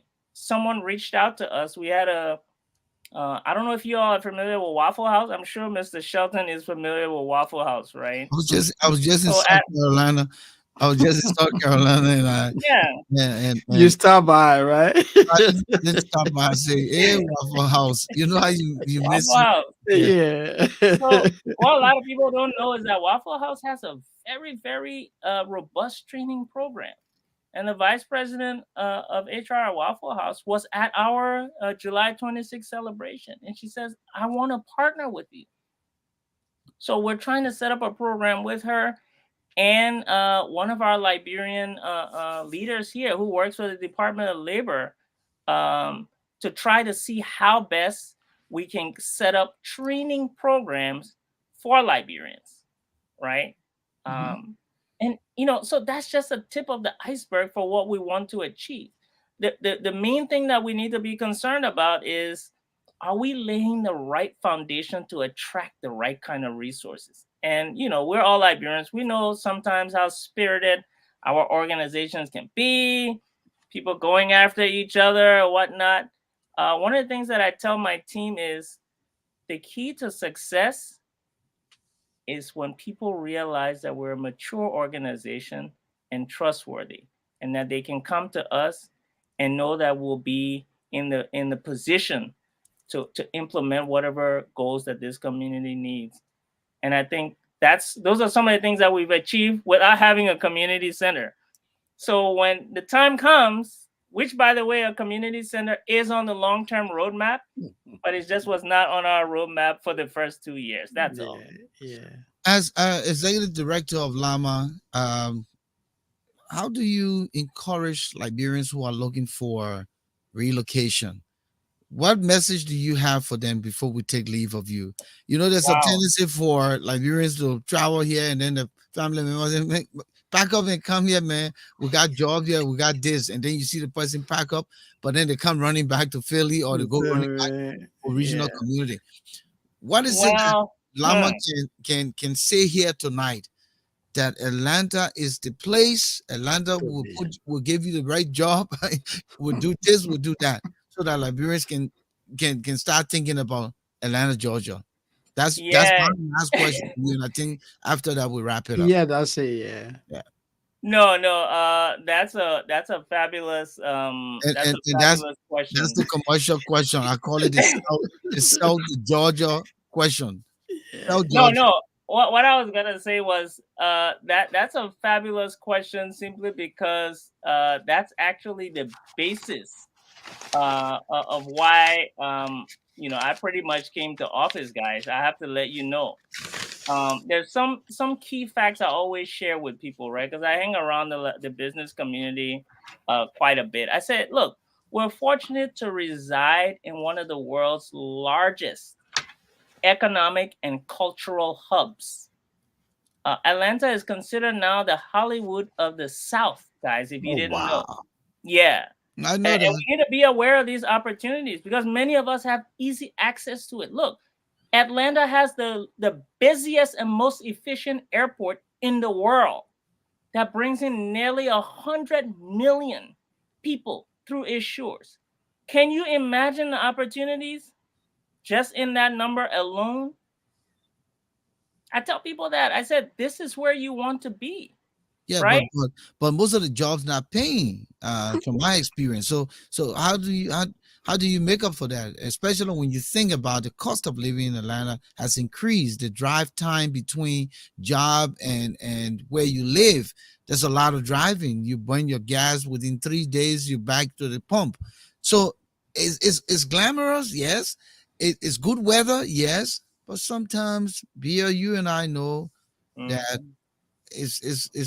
it's tough. But I I hear don't you. know if that has I changed. hear you. I don't know if that has changed. To be honest with you, I've been out of Atlanta for about 12 years now. So it's a lot Mhm. wow. of time. Yeah. Yeah, but Listen. Volcano, just Mhm. before Bill speaks, right? Sure. When you say salary, the average pay, say for someone who is on skill, what will you put that at, Bill? Just to as an addendum to the question that a Volcano posed to you. Well, I will tell you, I don't know exactly, other than What's the what the minimum wage minimum then? wage The is. minimum wage, my man. Yeah, minimum wage is about 750, something around that. But I always tell people, I said, Oh, really? yeah, I Damn, say the American dream. Volcano. You know the I American think dream, I'll go right? to You Atlanta. know the American dream. Yeah. Yeah, the American dream is not to get a job. That's not what the American dream is. Okay. The American dream Mm, is to come here, have a vision, and have resources available to achieve that vision, whatever it may be. absolutely. And that's a message that I wish somebody had told me when I came here first. And that's a message that I tell other people. Do what you need to do to survive. And that's why Lama is here. Our outreach group is here specifically for that. The plans that we have for job training, I already mentioned it with the Waffle House thing. I already mentioned what we're doing to get sources out. Not only jobs in the U.S. by the way, even jobs in Liberia. Also, If you look through our newsletter, you will see people promoting jobs back home. okay. That's what you need to survive. But that's not the dream. The dream is if you are African or a black person, you have a better chance of building wealth in Atlanta than anywhere else in the US. Okay. And that's a message that I try to tell my Liberian people that we've been quiet for too long. Other immigrant communities have come up and are owning things. The Ethiopians started with their culinary expertise. I think our food is better, but when you Google African food, you get Ethiopians, right? Now they're taking over. They took over parking in Atlanta, Volcano. Hmm. Now they're taking over gas stations, BPs. Liberians have the same capacity to do that and more. But we have to get out of the mindset of only working a job. We need to work the job to take care of our families, great. But we also have to leave the door open to other opportunities, for especially for those who do not necessarily want to be a 9 to 5 worker. And my company, Home Depot, where I work, they have a program out right now where they're helping young people develop skills in being contractors. Like what we do in Liberia with the Don Bosco Polytechnic, right? Mhm. Electrician, So you masonry. just it would be similar where you go to Home Depot to buy your material, but you need somebody to do the job, and then you make contact, and then they Exactly. sound contractors to Exactly. come and do the job. But it's So not Home Depot training people. okay, They just support those who do. okay, Provide free training in okay. Atlanta for That's people cool. who want to learn these skills. That's And mind you, cool. those Yeah. people are people who don't even want 9 to 5 jobs anyway. But they make more money than most 9 to 5 job people. Let's be Absolutely, honest. absolutely, yeah. Yeah. Yeah, because they're But, in demand. but So Bia, thank you those so are the much, things man. that I Listen, share. the insight you shared here tonight, Lama and everything. We want to wish you well in the last leg of your leadership. We hope that you will take two more in your second term to push some of the things that you have on your agenda to move Lama forward. We want to thank you for being here with us tonight. Great insight, great conversation, very intelligent man, and we'll talk behind the scene what you can do to support, uh, help us strategize and come up with innovation about the issues room. We'd like to tap into your insight. So again, thank you for availing yourself here tonight. Thank you to Thomas Awaji for making this happen rather. Thank you to Cindy for also chiming in and setting some of the conversation straight. We say thank you, and thank you for being with us. Merry Christmas. Go enjoy your little girl. Uh, it Thank was a good you. conversation. Yeah, thank you, Bill. I It was Uh, enjoyed a being here. pleasure Thank having you. you. It was an honor. I will be reaching out to Yeah, you Sure. at some sure. point. Thank you. Yeah, Thank thank you. you. Enjoy. So Moses, when you think about it, there are a few young Liberians that if we were thinking, right, as Mhm. people, and one of the things I've thought about is the think tank of young Liberians. Here you have Bia Brople, very smart, intelligent young man. We've also had John Yomi Jr., a, Yeah, a, a, a series of yeah, from Massachusetts. intellectual. You have Leo Nepolo Johnson from Canada, another Mhm. intellectual. You have the Reverend Victor Kuhn. He's been on the show before. These are Philip Suha Jr. Smart guys. Uh, but why are we not utilizing these young people with the kind of intelligence, bring them together, like this previous summit the other day, you had the young leaders, black young Yeah, leaders. yeah, yeah. Yeah, Little young, yeah. the summit for The African current youth. government, Yeah, Mr. George Weah, instead of having Jefferson Koji there, who can't even speak English, and you make him Secretary General of your party. The man say he does the university. He's speaking. He say, the letter was written with deception, and it and did not include that. did not include that. They The, did not include that. You it know, said the caption did not it, include that. yeah, the caption did not include that. But when you can bring some of these young people to the Yeah. table, Mhm. you take $2.5 million to go sit down and watch football game. You can only take $50,000 buy tickets for some of these guys. Talk to one of these hotels. Educate You got them. the Yeah, power to do that yeah. and say, "Hey, I'm having the return to Liberia young intellectual Liberians to Help come, develop. to have the conversation, not develop, but to have the conversation. Bring them in. What's your skill? What's Volcano skills? What beer skills? Tap into it. And Yeah, bring these young people together. But the people say that at time, and so you're wasting out on the opportunity to to push your country forward.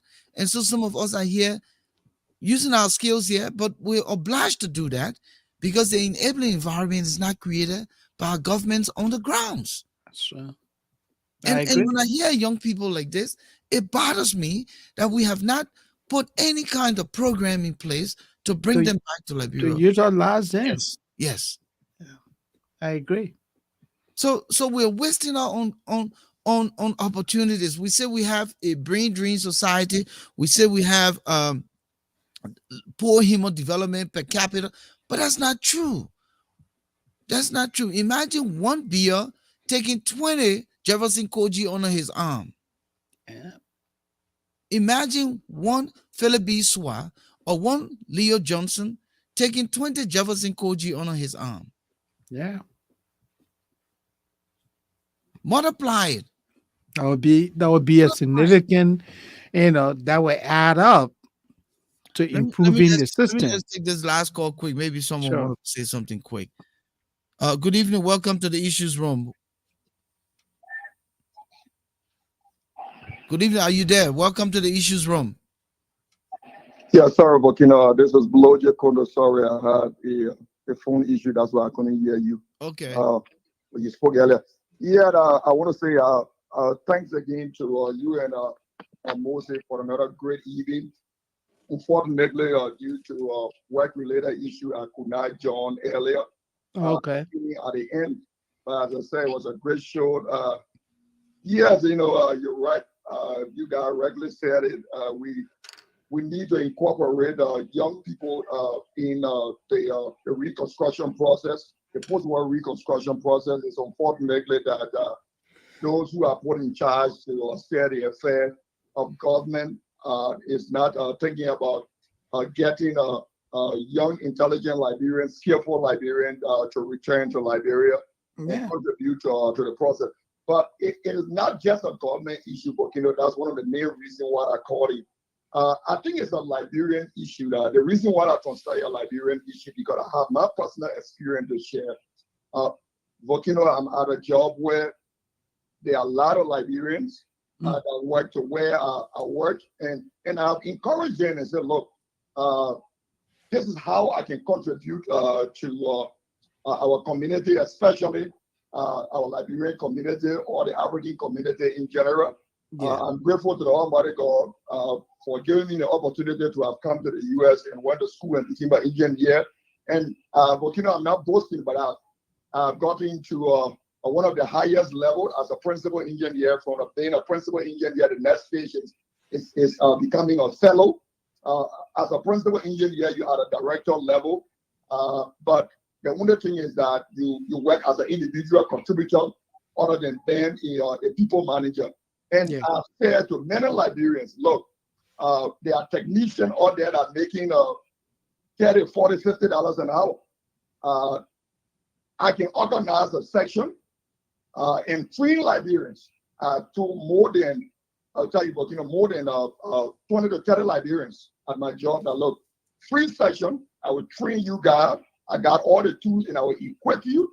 And you don't need to go to college. If you want to, if you like it, you want to Yeah, go to that's what college, you want to do. you Yeah. go to college and become a certified technician, become an engineer. But I can train you, I can give you skill set that you can go tomorrow and get a job and make $30, $40 an hour. And unfortunately, most of our brothers and sisters haven't taken interest in that. They haven't seized the opportunity. So it's not just a governmental issue. I don't know what is wrong with it. It's a Liberian issue where we are not serious set of people. Unfortunately, it's hard to say that, where people will see the opportunity and seize it and make the best out of it. That's what I just wanted to contribute tonight. After It's a I very good show. talking about, yes, I provide opportunity to young Liberians, but even Liberians living in the diaspora are not making the best of the opportunity available to them. Thank you. you for sharing that. And I think he's right in part, but again, someone has to set the tune.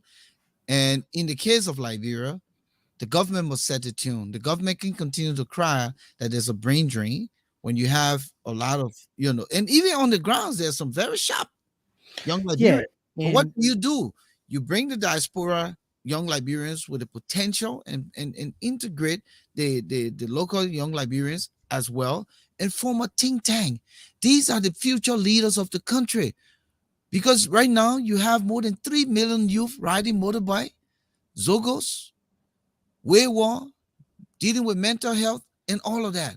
So this is the opportunity to attract. You understand me? The I ones that agree. are safe now. When you have a bowl of apple going bad, what are you gonna do? Go in there and find the good ones from there and take out of the bad ones, right? And Yeah. wash it up and then put it in the fridge Hmm. so that you can be able to eat it tomorrow.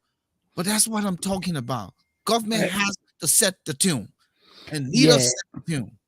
I agree with you 100%. To encourage manpower development in a country, this is where government recruitment should even focus more. You give opportunity to those who have the capability. You don't have to know the man, but if you know the man is a very good cleaner, give him that opportunity. And unfortunately, in Liberia, especially in this administration, the people who have the skills are not given the opportunity. Take, for example, the Secretary General of the CDC, the city mayor. Instead of being city mayor, that man's supposed to be in school learning the basic rudiments of I said, man, should communication. be in school, man, graduate from LU. Oh man. where the man was the deuce. Yeah. He said man should be in school. That man, that That's man smart, need to man, dog. be that man need to The man, be in the grade man, school the to man learn the finished basic school. The rudiments. man already know Yeah, he finished school. yeah, and And bec- you know what bothers me about this young man? no. He takes the point. He loves to speak Oh English. yeah, he loves Oh, public attention. he Yeah, just he's he speaking. Oh, loves. what Yeah, kind of trouble is this, my he man? goes on. He goes on saying rubbish. You Oh, know, our society, the way we do things is so weird. We promote people who don't have the capability of representing us. How can Jefferson coach who does not know or who has problem with various subject agreement? How can this man be Secretary General of the ruling CDC? Whenever he opens his mouth to speak, he embarrasses the country. And this man is Secretary General of the ruling body. You have the President of the Republic of Liberia. Whenever he mounts the podium to speak, he speaks at a third grade level. Yet this man is President of the Republic of Liberia. You see how our society promote mediocrity? With all these smart people that run Volcano, these are people that should be given opportunity to help develop other but people. look at the guy's compatriot. Look at the president of Ghana. That man Yeah. speak. Yeah, Oh, this is come on, man. great Look, orator. you saw the guy when he spoke, the Ghanaian president. Time meant to be watching football games. You be reading, man, researching, learning. Go. You see that why I let Doe. You know what Doe used to do? People who knew Doe closely, they said Doe used to take Ronald Reagan speeches and practice Yeah. because Ronald Reagan was the great orator Yeah, he was. known in Yeah. Americans history. But President Samuel Doe took Ronald Reagan's speeches and practice. How to, yeah. And if you listen to Doe, who didn't come from nowhere, compared to Jowia, No, man. two different people. My man, the two people not comparable, man. Don't Yeah, don't you know. disrespect. Don't So, disrespect Mr. Doe, so man. The this is late just Doe, hard yeah. for you and myself, Moses. But let's wrap up. I just Mhm. thought to throw it in there when we bring these kind of young people like a Bia Brople, Yeah. well spoken, Well intelligent, spoken. sharp. Very intelligent. Yeah. I feel And there are good about it. several. Volcano. There Oh, are yeah. several of those people in Monrovia. Yeah, Several of those people in I run Liberia. across some of the young people in the country. I run across some of them. A lot. You know, and you would think, as I said, do a hybrid think tank. Take some of the young people, identify them. That's why the word is a global community now. Mhm. You have social media. Do a hybrid think tank.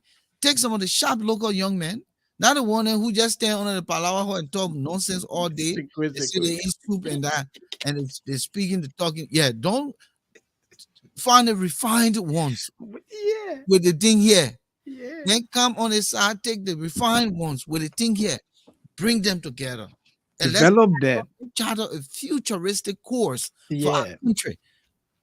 Because tell me right now, all we are wants to be president for the next 6 years. But Mhm. after we are, there will be no CDC. No. There will be no CDC. Who they grooming to take over? Jefferson Koji, No. Akaros Gray, Thomas Yeah. Fala, Mhm. that the need and that Yeah. name for real. They don't want I would take all Liberia for the next 6 years. So I mean, I mean, we it's say it's this, sound. we're not saying it because we ain't like Yeah. CDC or we ain't like George. We just bringing these things to light so that people can begin to think. Even the very Alexander Cummings, the Joe Boyka, all of you guys need to Yeah, begin need a thing and bring around people who have term, capability. get 2 term, whatever it is. It's about the long term, the long haul, and we have a lot of young people. This is the time. Let me say this last point before we close. Yeah, go ahead. Here's what I'm saying. There's a tendency for the Liberian people on the ground, based on their ignorance and their illiteracy, to say, "Oh, we know the man."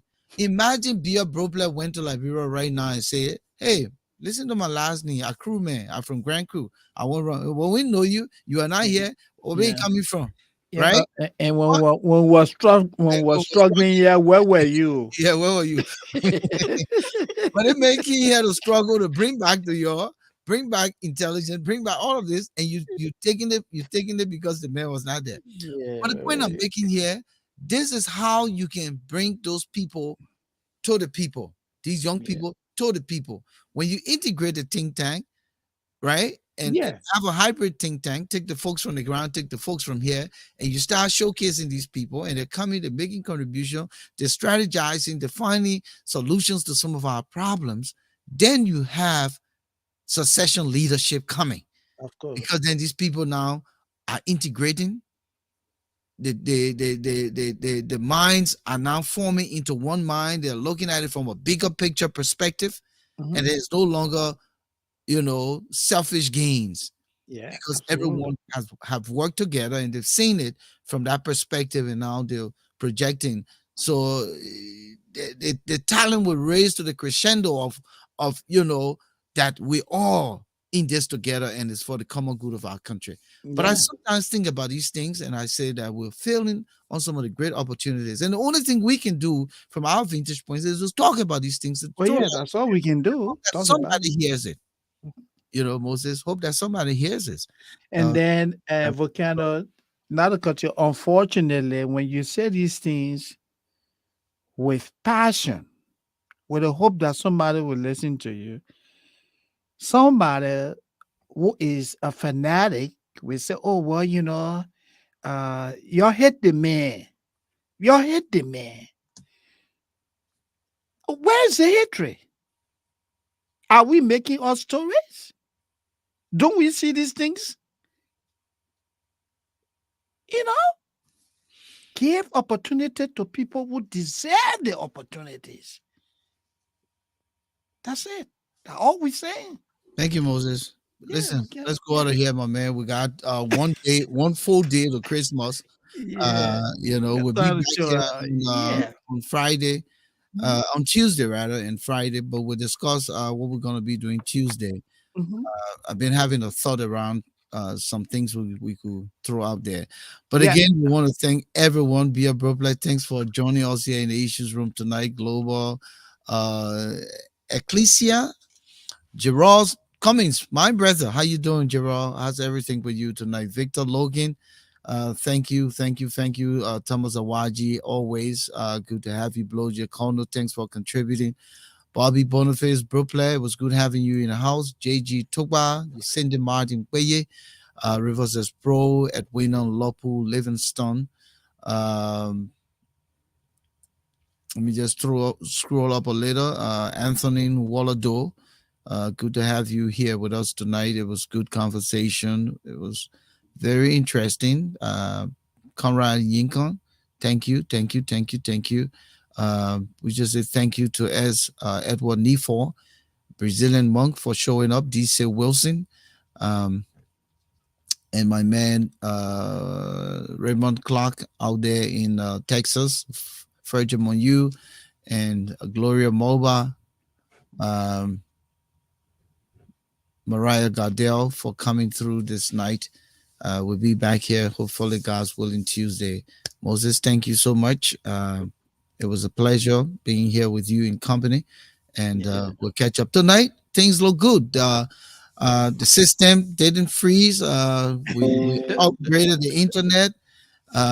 We've done a lot. We put some new equipment in place, and everything Yeah. just went rosy Yeah. tonight. So let's pray for Tuesday, and let's try to continue because man, it's been a little shaky for Yeah, yeah, a us. very good broadcast tonight. All right, And I can tell you the way it's so cold, I'm just gonna go under my quilt and sleep well because it's too cold out there, Volcano. all right, all right. Go catch All your right, sleep. enjoy, my man. All right. All right, Thank you. Good night. bye bye. Yeah.